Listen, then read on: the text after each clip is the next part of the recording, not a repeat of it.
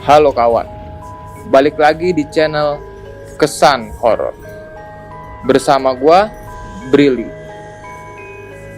Kali ini gua akan menceritakan sebuah kisah yang dialami oleh seorang driver ojek online atau ojol. Jadi kisahnya itu, dia sedang mengantar wanita yang bergaun merah. Nah, disitulah kejadian horor itu terjadi. Tapi sebelum kita masuk ke dalam ceritanya, kalian bisa mendukung channel Kesan Horor dengan cara mengklik subscribe, komen, like, dan share ke teman-teman kalian.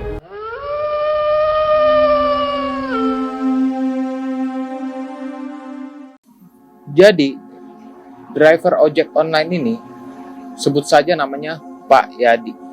Suatu ketika, Pak Yadi ini mendapat orderan ke komplek yang terkenal angker di situ.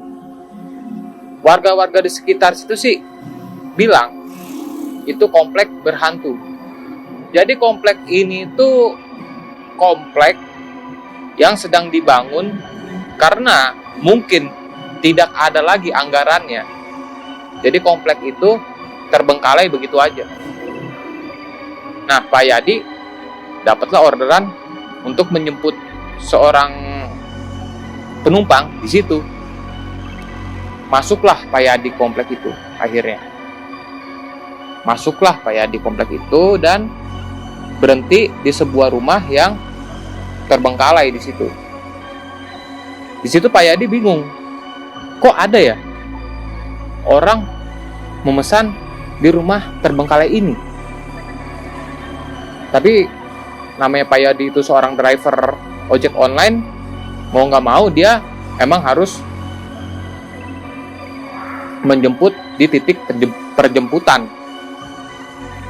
Nah, setelah sekian ya lumayan lama sih itu Pak Yadi menunggu di situ, keluarlah sosok wanita bergaun merah dari rumah terbengkalai itu. Di situ Pak Yadi berpikir, oh, mungkin ini penumpangnya. Nah, lalu perempuan itu mendekat ke Pak Yadi. Dia berbisik kecil lah Pak Yadi. Berbisik seperti ini. Ayo Pak, jalan sekarang. Nanti keburu hujan. Tanpa rasa curiga, tanpa rasa takut, Pak Yadi lantas mengantarlah sosok wanita bergaun merah itu ke tempat tujuannya. Nah, pas di tengah perjalanan itu, Pak Yadi mencium bau bangkai di situ.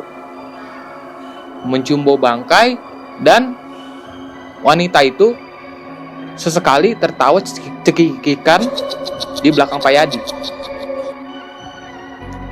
Tapi Pak Yadi tidak menghiraukan, tetap saja jalan sampai ke tempat tujuan perempuan itu. Dan anehnya di situ, Pak Yadi itu tahu jalan itu dan lokasi itu. Pak Yadi berpikir ini lokasi nggak jauh-jauh banget, tapi kok nggak nyampe-nyampe gitu. Tapi Pak Yadi tidak terlalu menghiraukan, terus saja berjalan. Nah, di situ bau bangkainya itu semakin kuat. Seolah-olah bangkai tikus itu ada di bawah hidungnya seperti ini. Baunya makin kuat, Pak Yadi sudah mulai pusing kepalanya.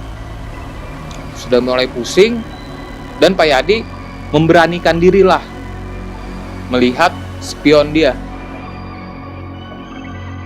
Lalu Pak Yadi melihat, dan di belakang itu mau tahu apa?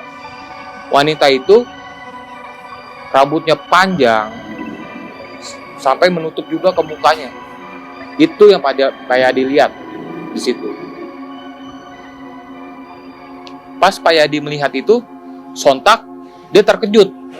tapi tidak mau langsung berteriak, takut. Jadi Pak Yadi tetap santai aja, tetap santai, terus jalan aja, terus di situ.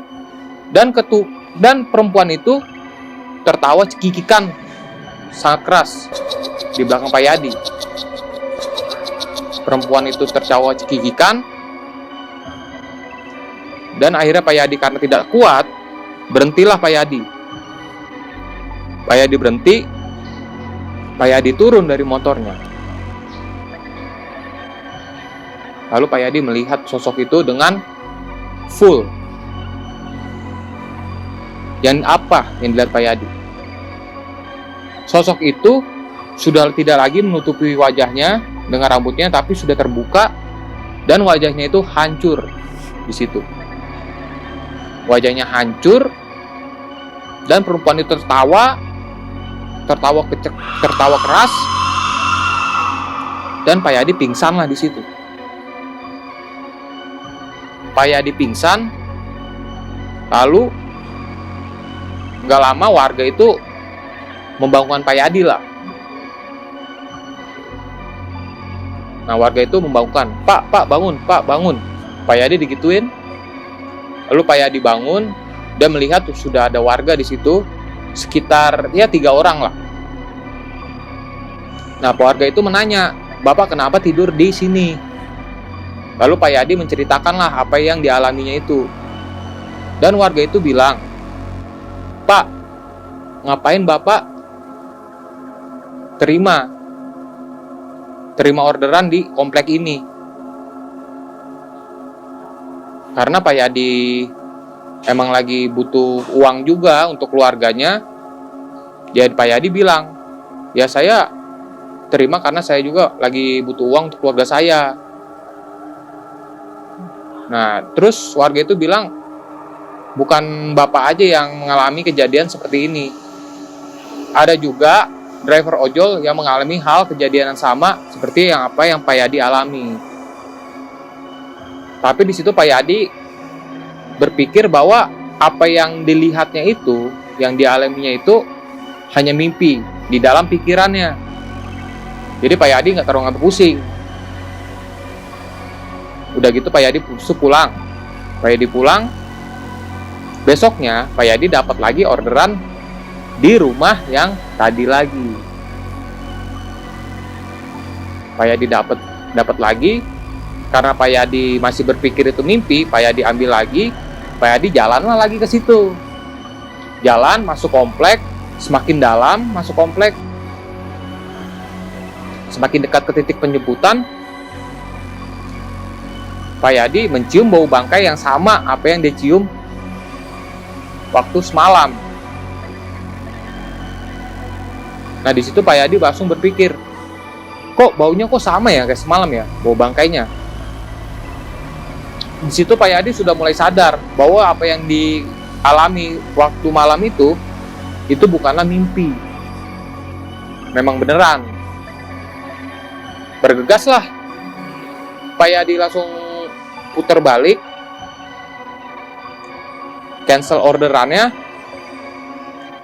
langsung pulang lah dia. Nah, begitu cerita yang gue dapat dari Pak Yadi. Guys, apa kalian pernah mengalami kejadian apa yang dialami oleh Pak Yadi ini?